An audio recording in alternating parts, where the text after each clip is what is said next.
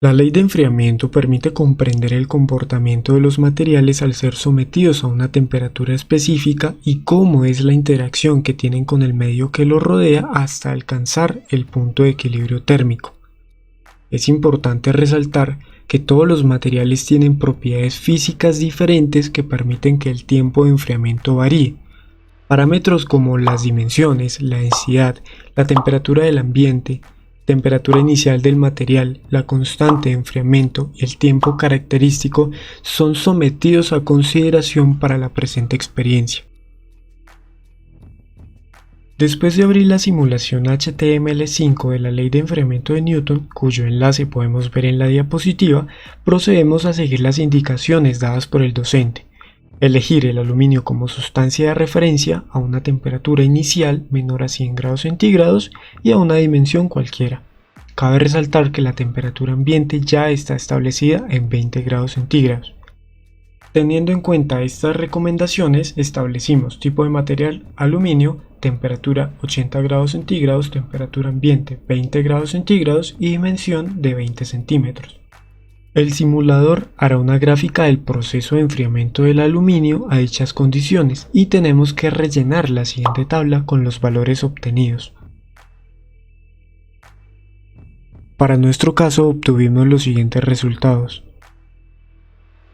El delta de t es la diferencia de cada registro de dato tomado, es decir, por ejemplo, para el delta de t del dato 4 será la diferencia entre la temperatura registrada en el dato 3 con la del dato 4. En este orden de ideas tendríamos que el delta de t para el dato 4 es de 66 menos 60.3, lo que nos da un valor de 5.7 grados centígrados.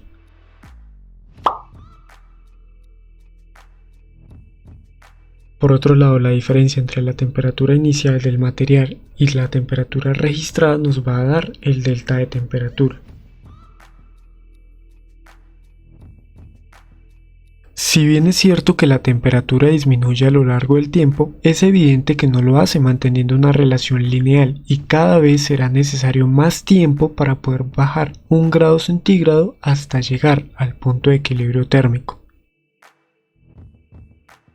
Ahora bien, si linealizamos la gráfica y sacamos el valor de la pendiente, este último nos va a indicar la constante de enfriamiento para ese material a dichas condiciones de temperatura inicial, temperatura ambiente y dimensiones. El tiempo característico es la inversa de la constante de enfriamiento.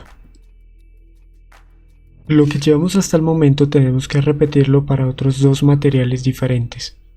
Las siguientes tablas son los resultados que obtuvimos al realizar el ejercicio. ¿Pero y qué tienen que ver las dimensiones del material con la tasa de enfriamiento del mismo? Pues resulta que a mayor superficie de contacto el proceso de enfriamiento se va a tardar más. Prueba de ello tenemos las siguientes tres gráficas, en donde relacionamos la temperatura versus el tiempo, pero variando las dimensiones del material.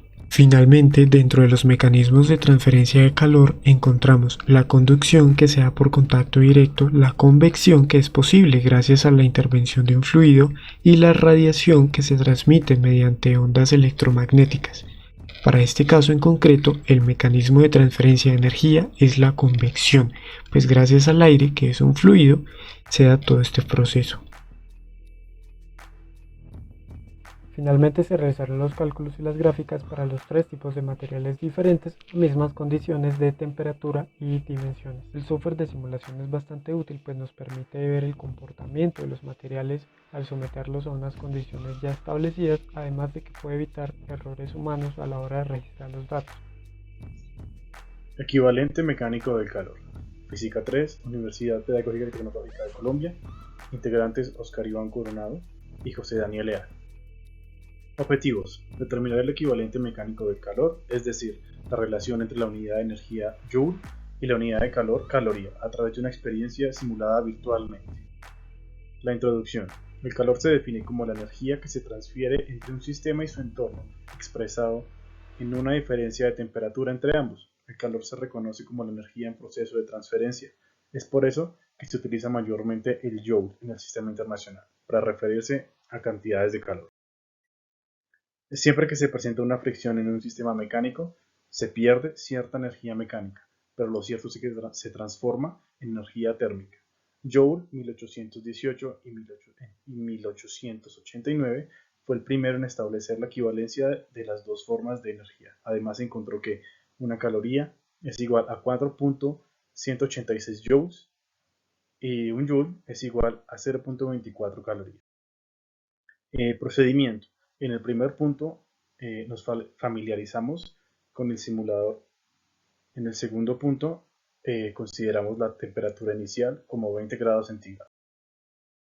Es importante resaltar y dejar en claro que los valores teóricos de 4,18 joules serán tenidos en cuenta para el desarrollo de los puntos a continuación.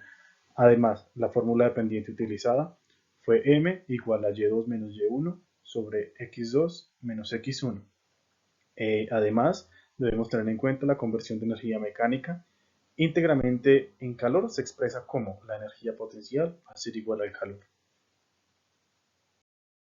En el tercer punto, tomamos lectura de los datos, los registramos en la tabla y realizamos una gráfica.